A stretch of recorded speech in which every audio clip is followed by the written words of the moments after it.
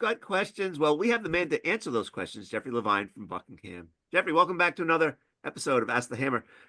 Good to be with you, sir. I like that one. Nice and shiny. It's shiny and it's called an anvil, which I guess is different from a hammer, maybe?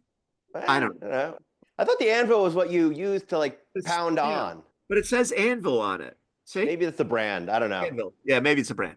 All right, That's I've it. got We a just question did free advertising for somebody right there. All right, I've got a question from a reader. They've been waiting a long time for the answer. It goes like this. I'm 63, my husband is 65. He's Okay. enrolled in Medicare as of May 2024. I said they were waiting for a while. We have a Mhm. high deductible medical plan for many years, and I've contributed to our HSA as a family. Since my husband enrolled in Medicare this year, am I only able to contribute the individual amount of 5,100 for 2024 instead of the 9,300 for a family? He is off the high deductible plan, of course, and we do not have any dependents on the plan. I know for sure I can only contribute the individual amount next year, but wondering if I can contribute the higher amount in 2024. Yeah, it's a really good question, Bob. And it's very confusing because when we think about like IRA contributions, right? Like there's one contribution amount when you're under 50 and another contribution amount when you're 50 or over. And that's it, right? There's not like, well, how many months did you do this? Or well, when it comes to HSAs, the contribution limit as a general rule, there's always exceptions, but as a general rule is determined on a month by month basis. So for a portion of this year, our listener or the person asking the question was actually eligible to make a family type contribution because they were on a plan that covered both her and her husband. Now, the other thing to keep in mind here is that plan actually still covering her husband? Just because he's enrolled in Medicare, Medicare may be a primary, but the HSA eligible plan may be a secondary plan. If that's the case, and he is still covered under the plan, he cannot make an HSA contribution because he is enrolled in Medicare, but she can still make a family contribution for the whole year. And where she says, well, I know I'll be back at the single limit next year, that's not necessarily true. That's only true if she is the only one covered by the plan. The rules are very complicated because you as an individual can't make a contribution to your HSA once you're enrolled in Medicare.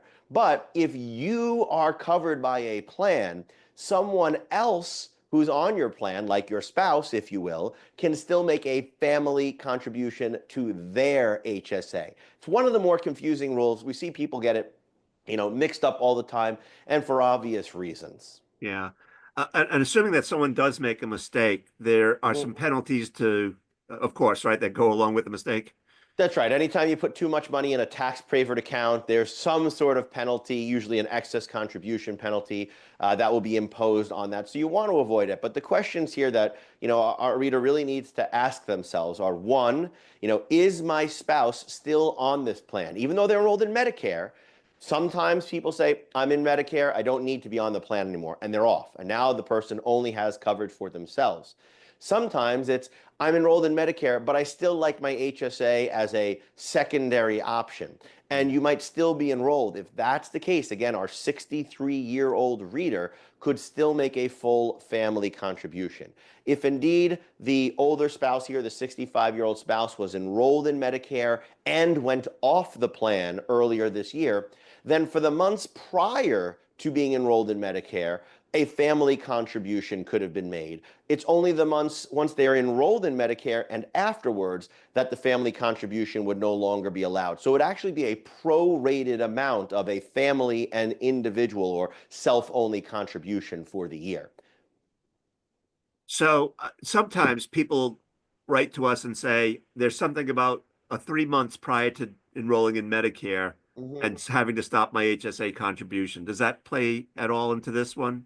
Yeah, sometimes actually it can even be more than that. It can be up to 6 or 7 months. The problem is that Medicare is typically Part A is a retroactive application, but you only go retroactive till your 65th birthday.